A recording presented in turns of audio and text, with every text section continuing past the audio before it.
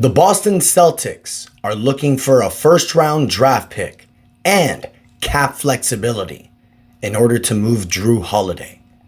They may also have to include a first-round draft pick in order to trade Kristaps Porzingis' $30 million expiring contract. Should the Miami Heat jump on either offers? All this and more in another episode of Miami Heat Talk. Don't forget to like, share, subscribe as we push for 7,000 subscribers. Now that we got that out the way, hit the intro. That is enough said. Happy Taco Tuesday, Miami Heat Nation. Your boy Ernest here, back with another Miami Heat Talk video. Hope you guys are having a great Tuesday so far, living your best life, staying positive. Now together, let's go on another Miami Heat Talk adventure. Now, before I get to today's topic, you guys, which I'm sure everyone wants to hear about, I kind of want to address the elephant in the room. One of the main reasons why I'm doing this video today, you guys, I addressed it a little bit yesterday, but there was a report that came out that Giannis Antetokounmpo may not look to leave Milwaukee, and Bill Simmons reported, one of the NBA's inside journalists, very popular, basically put out there that the San Antonio Spurs and the Phoenix Suns are possibly closing in on a Kevin Durant trade. Is that true or not? Who knows? It's Bill Simmons. He talks out of his ass sometimes. But if there's a possibility that that is true, the Miami Heat do need to pivot. Now, pivoting is very difficult because there's not a huge market. And you don't have the cap flexibility to sign a new pick besides having a mid-level exception. So your only option is by a trade. Now, the Heat do have a lot of assets. They are going to be players in the trade market. They're looking to upgrade their roster. They're not really looking to trade Bam or Tyler right now. The point is to get another player to add with this team. Whether it's a number one superstar level player like a Kevin Durant or a Giannis Antetokounmpo or a Zion Williamson, John Morant's name's been thrown out there. There may be a lot of possibilities. But another thing you can do, especially with a weak Eastern Conference, is take this youth movement team that you have with Bam Adebayo, Tyler Hero, Kel'el Ware, bringing back Davion Mitchell, having a guy with championship pedigree like Andrew Wiggins, having young assets like Jaime Jaquez, Nikola Jovic, Paolo Larson, having a defensive specialist like Haywood Highsmith and Drew Smith coming back with the veteran presence of Kevin Love. Maybe you can bring back Alec Burks, but you can add another veteran on that team with championship experience, and you can go from a 37-win team to maybe a 47-win team, 50-win team, and now you're a top 4 team in the East. That's how weak this Eastern Conference is going to be next year with the injuries to Jason Tatum, Damian Lillard. Giannis may move out west. So this Eastern Conference is going to be open next year. So the Miami Heat can explore a trade where it's maybe not that sexy and it's not the huge whale, but it helps the roster get better and it helps these young players grow. And this is the point that I want to get into, you guys, because there was a report that came out yesterday about Jrue Holiday, where it was indicated that the Boston Celtics want a first-round draft pick from Jrue Holiday. This was reported by the New York Post. And I'm going to read this quote. A first-round pick could be the prize to acquire Jrue Holiday from the Boston Celtics. The veteran point guard has been in the middle of trade rumors recently, and the team's front office is looking for a first-rounder in return, plus whatever reduced salary comes back in the deal. End quote. So the Miami Heat can easily make this trade. Now, I understand that people are going to be bashing Jrue Holiday because he did have a declined year. He averaged 11 points, played 62 games, dealt with a little bit of injury, averaged 4 assists, 4 rebounds, 1 steal, 44% from the field, 35% from the three-point line, 90% from the field. Now, even though these are not terrible numbers, these are not numbers that scream superstar level player. And then you also look at his contract. That's another thing with Jrue Holiday. He's 34 years old, already playing, he's still making good play.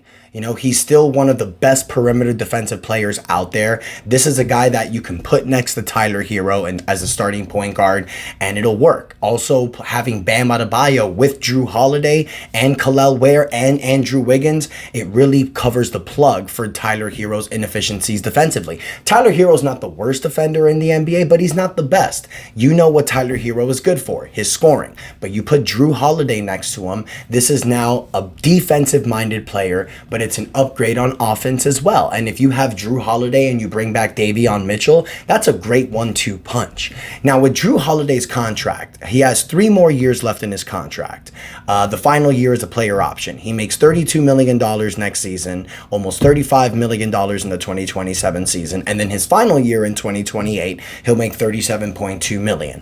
Now, this is going to be a tradable contract in 2 years. So this isn't something that really bites you in the ass. However, if you make a trade for Jrue Holiday, you're not giving yourself the flexibility that you would have in the 2026 offseason. That was one reason why I was saying to trade for Kevin Durant, because he has an expiring contract. However, if you trade for Kevin Durant, he's most likely going to want an extension. So you may have to deal with that also. Now, there is another report that came out that the Boston Celtics are also looking to move Kristaps Porzingis. And this report is about both Holiday and Porzingis. It says several executives around the league believe Boston will explore the trade market for Kristaps Porzingis and for Jrue Holiday. Both players is owed a combined $104 million over the next 3 years, including a player option for the 2028 season. That's for Jrue Holiday.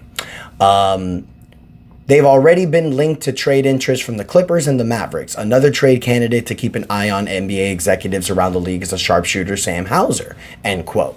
Now, the reason why I'm mentioning this, you guys, is because it was also reported that in order for the Boston Celtics to move Kristaps Porzingis, they may have to include a first-round draft pick. Now, if you ask me, who would I prefer? Jrue Holiday all day. But that's the difference in the trade package you're making. Kristaps Porzingis has an expiring contract. If you're trading for Porzingis, it's to get that first-round draft pick that Boston needs to include. That's the only reason why. But I think the Heat should go for Jrue Holiday because he fits right in with what you're doing. He's going to give you that starting point guard that you need. He's a great defensive specialist, so he'll play great when next to Tyler Hero. You have Davion Mitchell coming off the bench if you bring him back. That's a great 1-2 punch. You have him with Bam Adebayo and Kel'el Ware, who are great defensive players. You bring back Andrew Wiggins. Now you have Andrew Wiggins and Jrue Holiday, both players who have won NBA championships. Sell Andrew Wiggins on another year here. Get this team to play a full training camp together and have a full season together. I think it could work. Now, what's the trade package? What do you offer for a Jrue Holiday? I think the perfect package, and I think Boston would take this, is a trade package surrounding Terry Rozier. It would be Terry Rozier and a future first-round draft pick. Not 2026. Not 2026. It could be 2029, 2030, something like that. May even be a pick swap. Why would Boston do that, you guys? Because right now, under Boston's new salary, with being a second apron team, a repeater tax penalty team, they have $230 million in their salary cap space, and they're going to have to pay about $280 million in luxury tax. So that's over $500 million in salary next season, which Jason Tatum will not be playing because he's out with a torn Achilles. And I'll say this Boston Celtics team, even without Jason Tatum, they're still a pretty damn good team. They're not a championship contending team, but they're a team that can have a winning season, make the playoffs, I feel. But that's not the point. The reason why Boston is paying this huge luxury tax bill is because they're championship contenders. Without Jason Tatum, they're not anymore. So Boston makes this trade for salary cap relief. If you give them Terry Rozier, whose contract is expiring in 2026, it meets their timeline. You give them a future first-round draft pick. So if it's Terry Rozier and a future first-round draft pick, I'm cool with that. It still keeps the Miami Heat under the first apron line, which would still give them their mid-level exception.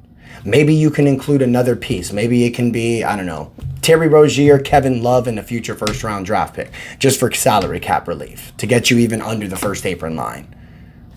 But Heat Nation, I want to hear from you. Would you prefer trading for Jrue Holiday to help this team compete?